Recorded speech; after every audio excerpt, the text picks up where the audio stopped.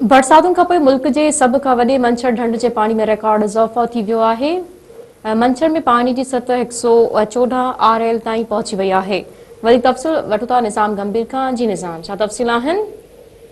हाँ जी बिल्कुल, मां तव्हांखे ॿुधाईंदो वञा त मुसलसिल 2 ॾींहंनि खां बरसाति वसण खां पोइ जाबुलू इलाइक़नि मां मुख़्तलिफ़ जायुनि तां नयूं वई आहियूं, नई गाज, नई अंगई, नई नींग, झंगारा बाज़ारा खां मुख़्तलिफ़ नई जो ऐं जेके डेम टुटी पिया आहिनि उहो सभु पाणी मंच ढंढ में छोड़ियो।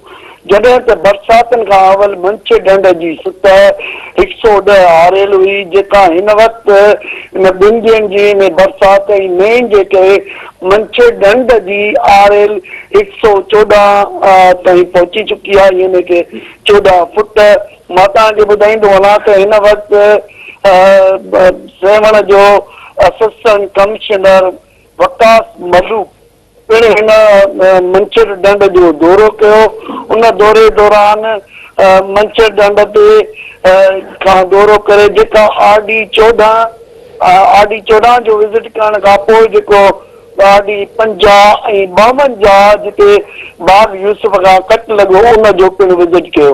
उन खां अलावा जेको कोडर कट RD 14-15 खां थियो उन जो बि दौरो कयो। मां तव्हांखे ॿुधायां मंछर ढंढ जी सतह वधण खां पोइ उहो ई वैसे जेको आहे सो पसगिरदाई वारा जेके दानस तरवा खां इलाइक़ा मुसलसिल पाणीअ सां लगातार उन्हनि जा जेके ज़रई ज़मीनूं फुल भरियल आहे। उन खां वधीक मां तव्हांखे इहो ॿुधायां त मंछर ढंढ जी सतह जेका हिन वक़्तु 33 फुट ताईं बर्दाश्त करे सघे थी, जॾहिं त अदील सुमरो इंजीनियर आपाशी उन ख़ुदि ब्रीफिंग ॾिनी असिस्टेंट कमिश्नर सेवण खे त हिन वक़्तु जेका मंछर ढंढ जी सतह आहे उहा 33 फुट यानी 133 RL ताईं बर्दाश्त करे सघे थी।